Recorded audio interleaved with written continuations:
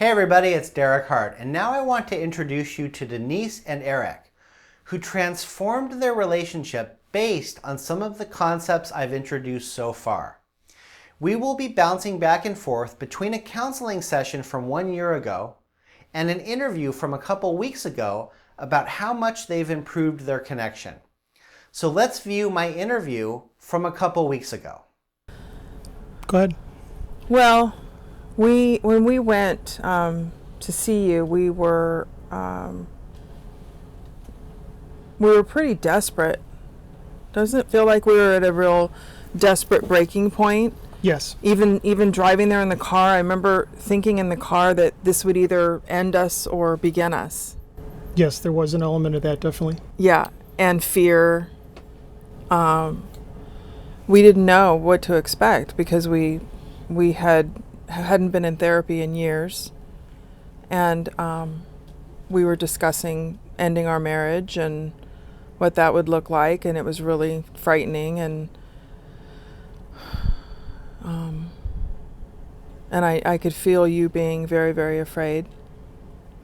Yeah, I mean, things weren't changing. I mean, I think that's the biggest thing, is that the issues that we had seemed to just present themselves over and over again. So I'd like you to think about the current state of your relationship. If you're doing well and thriving, then we will dive in and improve upon your communication skills. If you're both struggling together, how bad is it? Are you contemplating divorce or a breakup? As you think about this, please ask yourself if you're truly on the edge of ending your relationship, or are you really wanting it to change and get better? Part of the reason the honesty was so easy to access with Denise and Eric is that they were completely willing to acknowledge how serious the problem had become. You will learn that this is one of the key points that I teach. Telling each other the deepest truth of how separate you feel from each other is the only way back. If you engage in a candlelight ceremony, I want you to be honest if you've been thinking of ending your relationship. Or if sometimes you say that you've been thinking about ending your relationship because you're desperately trying to tell your partner how much you want to reconnect. Getting clear on this can be deeply healing, as one partner will often be continuously scared that the other is going to leave. Now let's look at the beginning of a very transformative session for Denise and Eric that took place about a year ago. They went from extreme fear to huge openness with each other. You will see their transformation entirely throughout this course. If you follow the exercises closely, that same transformation is totally available for you. I think that the biggest epiphany for me in the last probably just really 3 months is that the level of codependency, very unhealthy codependency that we've had. In fact, I learned that term a couple years ago. I joined a women's group, and I'm not really into clinical terms, as a person, but I was like, that's really fascinating, this whole idea of codependency. And I didn't relate to it at all when I first heard it. Didn't even really understand it. In the last couple months, it's become glaringly obvious that we are heavily codependent in a very unhealthy way. And I guess I'm wanting to break the cycle somehow and see what we can do differently. It's made me want to run away. And, I told Eric a couple months ago that I finally just told him I've had dreams about living on my own and what that would look like, and not have to deal with the heaviness that comes with being in an unhealthy relationship. And that's what started this whole ball rolling, because that really terrifies him. To leave him. Mm-hmm. Yeah, that's danger. Mm-hmm. It's the utmost terrifying thing, pretty much, right? Definitely.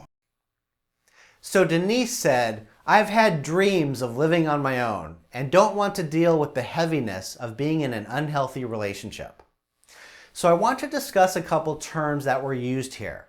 First, I want to discuss the phrase that Denise used, which is that she believes she's in an unhealthy relationship. Now, most of the time when I've heard couples discuss an unhealthy relationship, the truth is that they don't know how to listen to each other.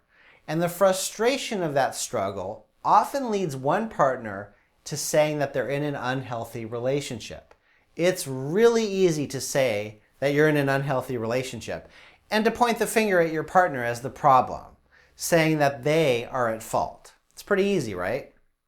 The truth is that what this usually means is that both partners don't know how to communicate that well, and they built a set of habits together to reinforce their pattern of not knowing how to listen to each other.